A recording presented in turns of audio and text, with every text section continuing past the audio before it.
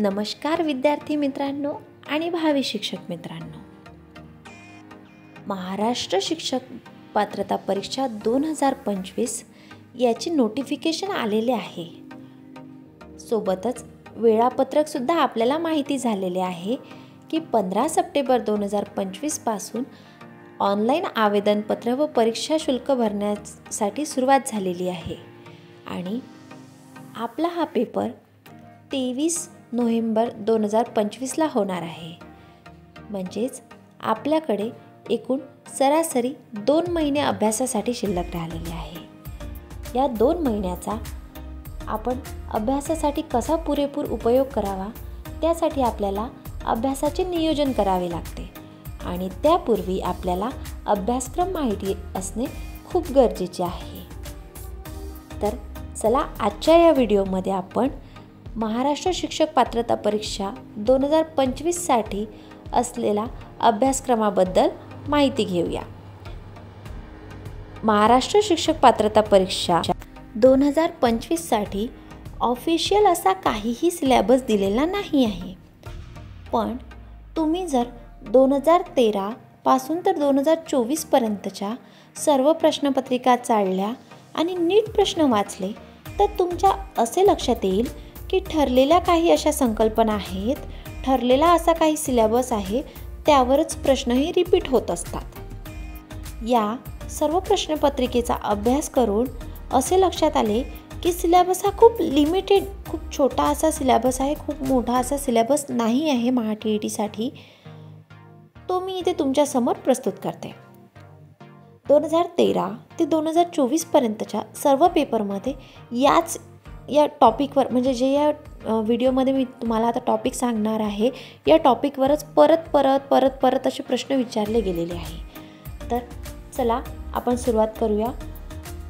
अगदी सुरुवातीला आपण महा TET 2025 साठी मराठी या विषयासाठी असलेल्या अभ्यासक्रमाबद्दल माहिती घेऊया.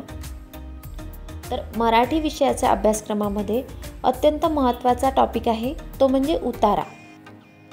उतार्यावर प्रश्न येतात, त्यानंतर कवितेवर प्रश्न येतात, त्यानंतर मराठीच्या अभ्यासक्रमामध्ये नंतरचा टॉपिक आहे वर्णमाला, नाम, विशेषण, काळ, प्रयोग, विभक्ती, सर्वनाम, क्रियाविशेषण अव्यय, क्रियापदाचे प्रकार, वाक्य रूपांतर, शब्दसिद्धी, वाक्य प्रकार, समास, वाक्य पृथक्करण, त्यानंतर समानार्थी शब्द हे पण खूप महत्त्वाचे आहेत, विरुद्धार्थी शब्द हे पण खूप महत्त्वाचे आहे, त्यानंतर महत्त्वाचे आहे वाक्प्रचार, त्यानंतर महत्त्वाचा आहे म्हणी, त्यानंतर अलंकार, अलंकारिक शब्द, शब्दसमूहाबद्दल एक शब्द, शुद्ध व अशुद्ध शब्द, वाक्य संकलन, वाक्य विश्लेषण, वाक्याचा काळ, विरामचिन्हे, वृत्ते, शब्दांच्या जाती या पण खूप महत्त्वाच्या आहे, त्यानंतर लिंगविचार हे पण खूप महत्त्वाचं आहे मराठीच्या अभ्यासक्रमामध्ये.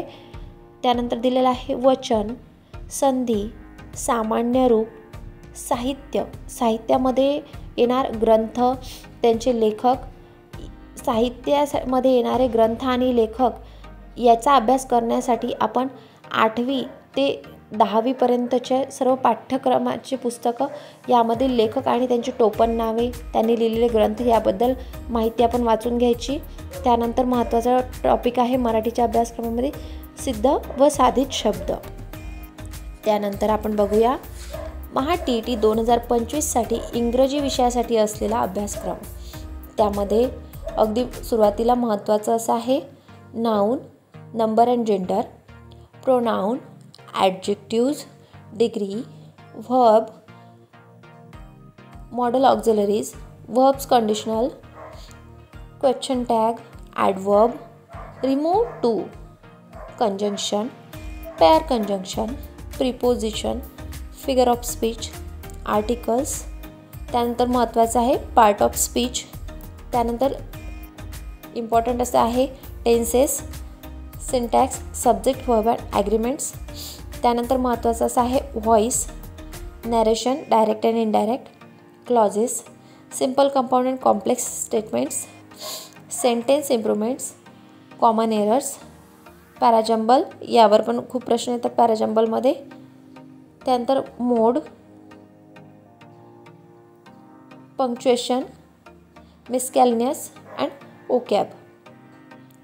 त्यानंतर आपण महा TET 2025साठी गणितासाठी असलेला अभ्यासक्रम जाणून घेऊया. त्यामध्ये येणार बेसिकमध्ये विचारले जाते संख्यांचे प्रकार व संख्याज्ञान, स्थानिक व दर्शनी किंमत, विभाज्यतेच्या कसोट्या, मसावी आणि लसावी, अपूर्णांक व पदावली, सरासरी, वर्ग, घन व घातांक, विविध परिमाणे, शाब्दिक उदाहरणे, अंकगणितीय श्रेणी, घातांक आणि करणे. त्यानंतर वेग, वेळ व अंतरमध्ये विचारले जाते वेग, वेळ व अंतर, रेल्वे, बोट अँड स्ट्रीम म्हणजेच प्रवाह, यावर उदाहरण विचारले जातात. त्यानंतर काळ व काममध्ये विचारले जातात, काळ व कामावर उदाहरण विचारले जातात. त्यानंतर नळ आणि टाकी विचारली जाते. त्यानंतर बीजगणितामध्ये नित्य समीकरणे, बैजिक राशी, समीकरणे आणि त्यांची अवयव विचारली जातात. माहिती विश्लेषणामध्ये स्तंभालेख आणि वृत्तालेख विचारला जातो.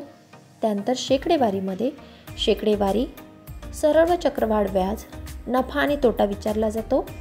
त्यानंतर गुणोत्तर व प्रमाणमध्ये गुणोत्तर व प्रमाणवर साधारणतः 2 प्रश्न येतातच. त्यानंतर वयवारी, मिश्रणेवर 2 प्रश्न येतात. त्यानंतर भागीदारी म्हणजेच पार्टनरशिप.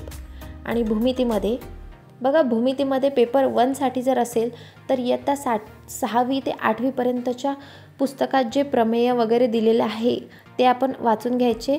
आणि जर पेपर 2साठी असेल तर इयत्ता 10वी ते 12वी यामधली भूमितीवर आपण थोडाफार अभ्यास करून ठेवायचा. यामध्ये बेसिक विचारले जाते. त्यानंतर भौमितिक आकृत्यांचे वैशिष्ट्य व प्रकार विचारले जातात. भौमितिक आकृत्याची प्रमेय विचारली जातात.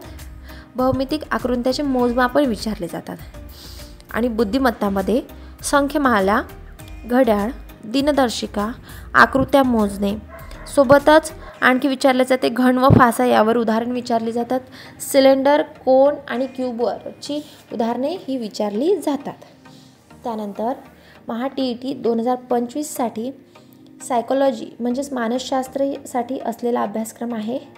मानसशास्त्र, स्वरूप व व्याप्ती, बालमानसशास्त्र, बालविकास, बालकांची वाढ आणि विकास, बालकांचे सामाजिकरण, शैक्षणिक मानसशास्त्र, शैक्षणिक मानसशास्त्रांच्या अभ्यास पद्धती, अध्ययन प्रक्रिया, अध्ययन उपपत्ती, अध्ययन संक्रमण, अध्यापन प्रक्रिया, अध्यापन प्रतिमाने, अध्यापनावर परिणाम करणाऱ्या मानसिक प्रक्रिया, बुद्धिमत्ता, शैक्षणिक मूल्यमापन, तंत्रे व साधने, शालेय आंतरक्रिया, सर्वसमावेशक शिक्षण, विशेष बालकांच्या गरजा, शिक्षकांचे व्यक्तिमत्व,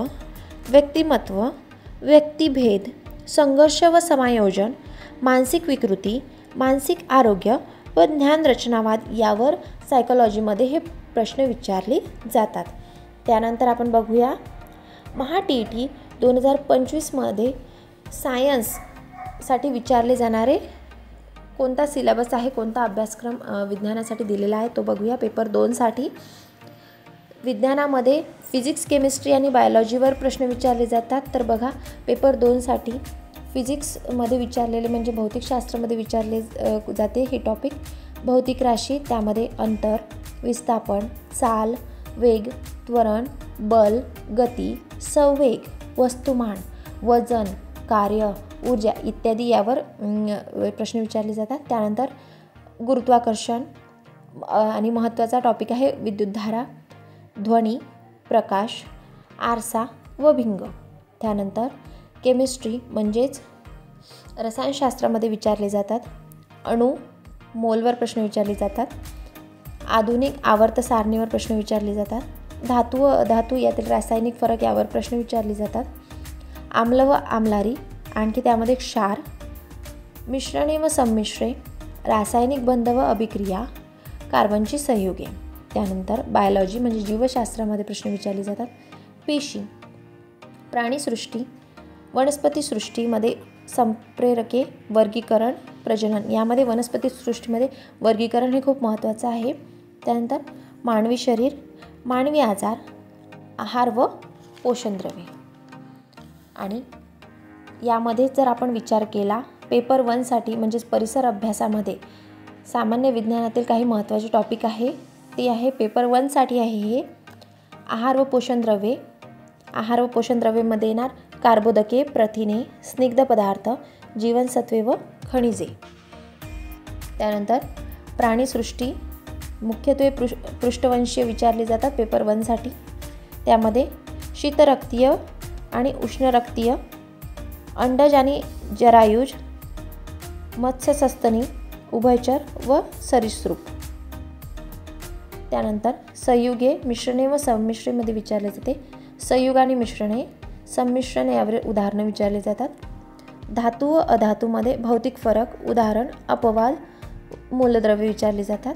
त्यानंतर पर्यावरण आणि परिस्थितिकी यामध्ये विचारले जाते. प्राथमिक भक्षक आणि द्वितीय भक्षक, सफाई कामगार, विघटक, देवराया, उत्पादक आणि अन्नसाखळी यावर प्रश्न विचारले जातात. मानवी आजार, मानवी आजारमध्ये विषाणूजन्य, त्यामध्ये polio, swine flu, rabies, Covid यावर प्रश्न विचारले जातात. त्यानंतर ध्वनी, त्यामध्ये ध्वनीची संकल्पना, श्राव्य, अवरभाव्य आणि प्रतिध्वनी यावर प्रश्न विचारले जातात. त्यानंतर प्रकाश, प्रकाशामध्ये संकल्पना, परावर्तन, अपरावर्तन, अपस्फरण आणि विकिरण यावर प्रश्न विचारले जातात. मानवी आजारामध्ये आणखी जीवाणूजन्यमध्ये TB, टायफॉईड आणि संपर्कजन्य रोगसुद्धा विचारले जातात. मानवी शरीरशास्त्रामध्ये पचनसंस्था, ग्रंथीसंस्था, चेतासंस्था, श्वसन, रक्ताभिसरण संस्था यावर प्रश्न विचारले जातात. त्यानंतर अणूमध्ये केंद्रक कक्षा, प्रोटॉन, न्यूट्रॉन, इलेक्ट्रॉन, अणुअंक, अणुवस्तुमांक यावर प्रश्न विचारले जातात. त्यानंतर कार्बनमध्ये हिरा, ग्रॅफाइड, हायड्रोकार्बन्स. त्यानंतर उष्णता व तापमानमध्ये अवस्थांतर, वहन, अभिसरण व प्रारण.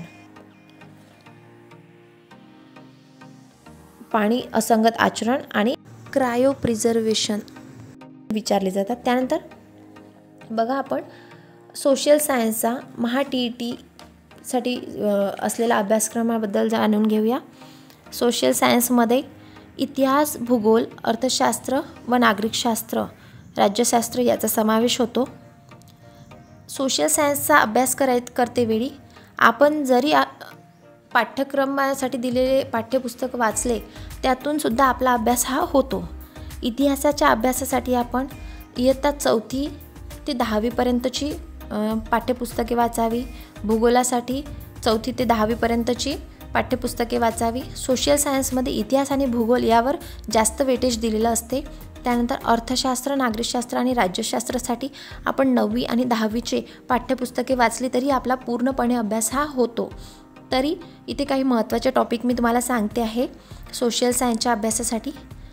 प्राचीन इतिहासामध्ये आहे अश्मयुगीन कालखंड, प्राचीन संस्कृती, घराणे, मध्ययुगीन इतिहास, छत्रपती शिवाजी महाराज इतिहास, मुघल साम्राज्य. आधुनिक इतिहासामध्ये येणार युरोपियन सत्तांचे आगमन, इंग्रजांचा सत्ता विस्तार, 1857चा उठाव, समाजसुधारक संघटना, गांधीयुग, क्रांतिकारी चळवळ, संयुक्त महाराष्ट्र चळवळ, मवाळ व जहाल कालखंड. त्यानंतर राज्यशास्त्रामध्ये येणार संविधान सभा, सरनामा, मूलभूत हक्क, राष्ट्रपती, संसद, लोकसभा, राज्यसभा, राजभाषा, निवडणूक आयोग, स्थानिक स्वराज्य संस्था. आणि जगाच्या भूगोलामध्ये येणार सूर्यमाला, अक्षवृत्त आणि रेखावृत्त, ऋतुनिर्मिती, वातावरण, वारे व दाब. त्यानंतर भारताचा भूगोलामध्ये येणार प्राकृतिक नदी प्रणाली, प्रकल्प, धरणे, पर्वत, सरोवरे, शिखरे, प्रशासकीय ठिकाण आणि त्यांच्या राजधान्या. आणि अर्थशास्त्रामध्ये येणार आर्थिक विकास, संस्था आणि संघटना. तर अशा प्रकारे हा महाराष्ट्र शिक्षण पात्रता परीक्षेचा अभ्यासक्रम आपण इथे जाणून घेतलेला आहे.